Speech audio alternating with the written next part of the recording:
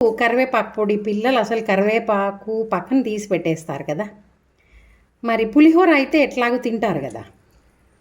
కాబట్టి మనము ఈ పులిహోరలో ఈ కరివేపాకు పొడి కలిపి పెట్టామనుకోండి, డిఫరెంట్గా ఎప్పుడు మామూలు పులిహోరనే కాకుండా ఇట్లా కొంచెం హెల్దీ వర్షన్ అంటారు కదా.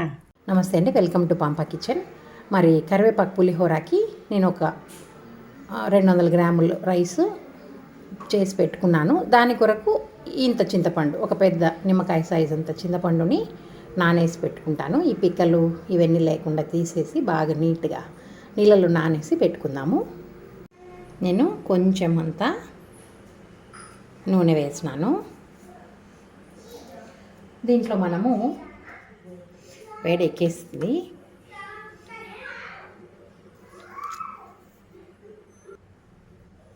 దీంట్లో నేను మొట్టమొదట శనక్కాయ విత్తనాలు వేయించుకుంటాను. ఇవి వేయించి పక్కన తీసి పెట్టుకోవాలా.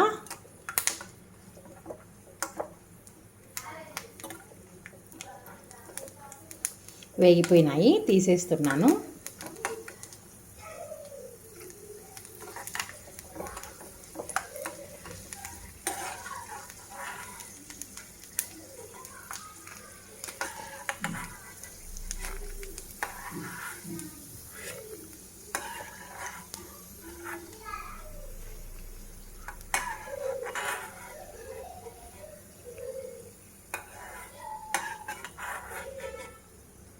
ఇట్లాగా తీసి పెట్టుకుందాము. తర్వాత జీడిపప్పు కూడా అట్లాగే వేయిద్దాము. దీన్ని కూడా మాడకుండా తీసేద్దాం పక్కకి.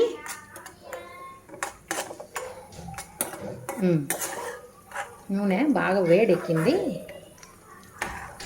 మళ్ళీ ఎక్కువసేపు ఉంచామంటే మాడిపోతాయి కదా.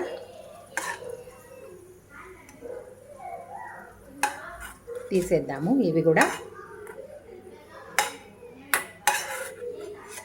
ఇట్లాగా చూడండి, జీడిపప్పు శనక్కాయ విత్తనాలు వేయించి సపరేట్గా తీసేసి పెట్టుకుందాము. ఇప్పుడు కొంచెం అంత ఆవాలు, కొన్ని శనగపప్పు, మనకి తిరువాతకి ఎంత అవసరమైతే అన్ని వేసుకుంటాం. చూడండి, కొంచెం ఉద్దిపప్పు, ఒక 2 ఎండుమిరపకాయలు, కొంచెం అంతా కరివేపాకు.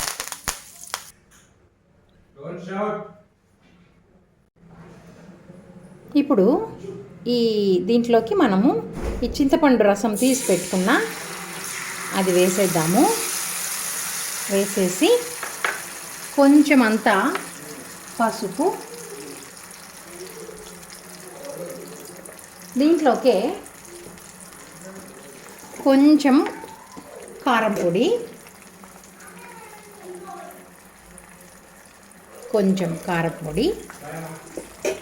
కొంచెం అంత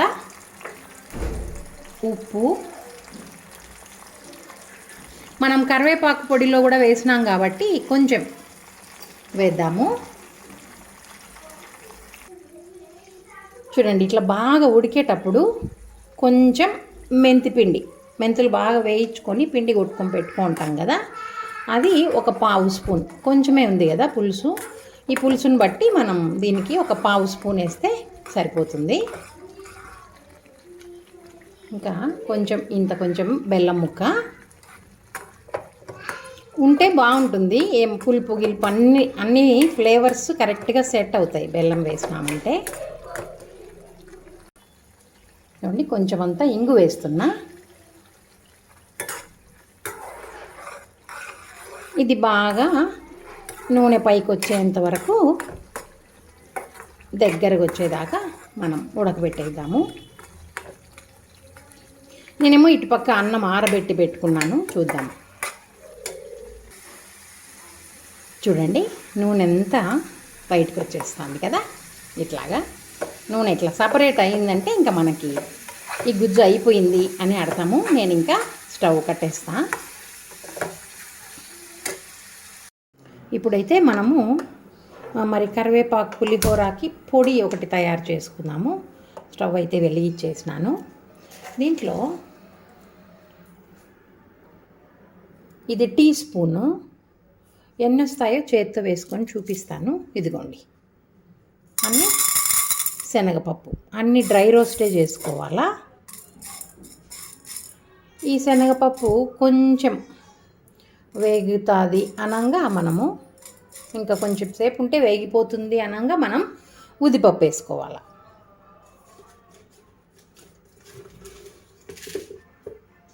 ఉద్దిపప్పు కొంచెం నిండుగా తీసుకుంటుండా.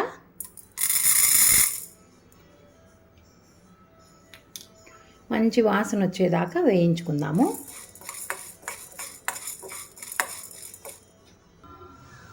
మొగుమ వాసన అయితే వస్తుంది. ఇప్పుడేమి ఒక స్పూను ధనియాలు, ఈ ధనియాలు కూడా బాగా వేయించుకుందాము. ధనియాలు కూడా వేగిపోయినాయి. ఇప్పుడు మనము నువ్వులు, ఒక స్పూను నువ్వులు, శనగపప్పు ఒక్కటి నేను కొంచెం తక్కువ వేసినాను, మిగతా అన్నీ కూడా సేమ్ కొలతల్లోనే వేసిన. ఉద్దిపప్పు, ధనియాలు, నువ్వులు అన్నీ.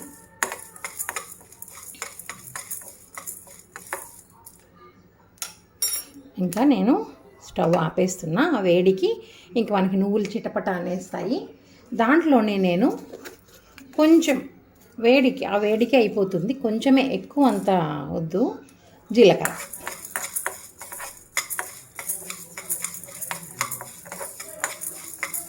ఇంకా మాడిపోకముందే మనమేమో వీటిని తీసి పక్కన పెట్టేద్దాం. ఇట్లాగా నేను ప్లేట్లోకి తీసి చల్లారబెట్టుకుంటున్నా. ఇంకా దాంట్లోనే నేను కరివేపాకు నేను కడిగి బాగా ఆరబెట్టేసి దీంట్లో వేయించుకోవాలా. మనకి ఇదే కదా మెయిన్ ఇంగ్రీడియంట్, కరివేపాకే. ఇంకా కొంచెం వేసుకోవచ్చు. నేను ఒక 1/4 కేజీ అన్నం అనుకుందాం, ఒక గ్లాసు, ఒక మీడియం గ్లాస్కి రైస్ వండుకున్నాను. ఈ కరివేపాకు వేయించేద్దాము. బాగా పలపల అనేంత వరకు వేయించుకోవాలి దీన్ని. ఇప్పుడు కరివేపాకు వేగిపోయింది చూడండి,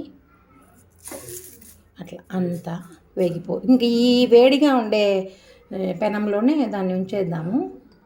కొంచెం ఉప్పు కూడా వేస్తున్నా, కొంచెమే, ఎక్కువ అంత కాదు, మళ్ళీ టేస్ట్ చూసుకొని మనం వేద్దాము. అట్లాగే కొంచెం అంతా పసుపు కూడా దీంట్లోనే వేసేసి మనము ఒక్కసారి అట్లా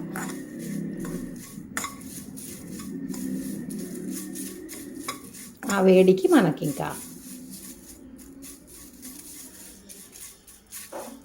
బాగా సౌండ్ వస్తుంది చూడండి, పల. ఇప్పుడు ఇవన్నీ కలిపి మనము ఈ దినుసులు ఉన్నాయి కదా, ఈ దినుసులు, ఈ కరివేపాకు అంతా కలిపి మనము పొడి చేసుకొని వద్దాం.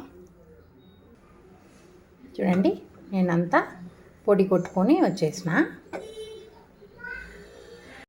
చూడండి, మనకి కరివేపాకు పొడి, శనక్కాయ విత్తనాలు, చింతపండు పులుసు, అన్నము అన్నీ సిద్ధంగా ఉన్నాయి. ఇప్పుడు కలిపి చూపిస్తాను. ఇప్పుడు ఫస్ట్ అన్నంలో మనము ఈ పొడి ఏదైతే మనం కొట్టి పెట్టుకున్నామో ఆ పొడి వేసుకోవాలా. తర్వాత శనక్కాయ పప్పులు, జీడిపప్పులు వేసేసుకొని, తర్వాత ఇంకా మనకు ఈ వేయించి పెట్టుకున్నామే పేస్ట్ ఉంది కదా, ఇది వేసుకునేసి అన్నీ బాగా కలుపుకోవాలా. ఇప్పుడు కరివేపాకు పొడి, పిల్లలు అసలు కరివేపాకు పక్కన తీసి పెట్టేస్తారు కదా, మరి పులిహోర అయితే ఎట్లాగో తింటారు కదా. కాబట్టి మనము ఈ పులిహోరలో ఈ కరివేపాకు పొడి కలిపి పెట్టామనుకోండి, డిఫరెంట్గా, ఎప్పుడు మామూలు పులిహోరనే కాకుండా ఇట్లా కొంచెం హెల్దీ వర్షన్ అంటారు కదా, అట్లా పిల్లలు ఏదైనా తిననోటివి వాళ్ళు ఇష్టంగా తినే డిష్తో కలిపి టేస్టీగా చేస్తే బాగా ఎంజాయ్ చేస్తారు. నేనైతే కరివేపాకు పులిహోర చేసిన తర్వాత అందరూ బాగా తిన్నారు. కరివేపాకు అట్లయినా పోతుంది కదా బాడీలోకి. మీరు కూడా తప్పకుండా ఇటువంటి పులిహోరని ట్రై చేసి బాగుంటే తప్పకుండా లైక్ చేయడం మాత్రం మర్చిపోవద్దండి. కామెంట్ కూడా చేయండి. మీరు ఏమైనా దీంట్లో ఏమైనా నాకు చెప్పాలనుకుంటే కామెంట్ చేయండి. ఇంకా కొత్తగా ఎవరైనా మన ఛానల్ని చూస్తుంటే అట్లా సబ్స్క్రైబ్ చేసుకొని నోటిఫికేషన్ బెల్ సింబల్ ఉంది కదా, అది క్లిక్ చేశారంటే నేను కొత్త వీడియోస్ చేసినప్పుడు అంతా వస్తూ ఉంటాయి.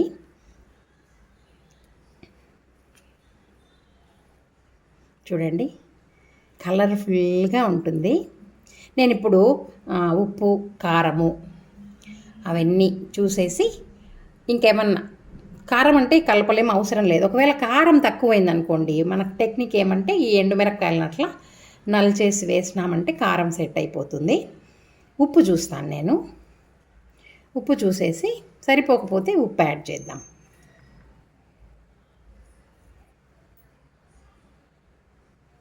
కొంచెం అయితే ఉప్పు పడుతుందండి. మరి లాస్ట్లో ఇంకా మనము అన్నీ సరిపోయినాయి కదా, ఒక్కసారి అట్లా టేస్ట్ చేసేద్దాము.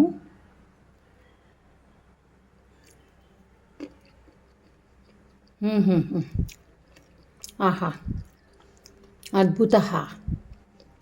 మనకు మంచి ఫుడ్ తిన్నప్పుడు ఒకలాంటి సంతోషం వస్తుంది కదా. చాలా అంటే చాలా బాగుంది. మీరు తప్పకుండా ఇటువంటి పులిహోరను ట్రై చేయండి. మీ అభిప్రాయాలు కామెంట్ రూపంలో తెలియజేయండి. Thank you.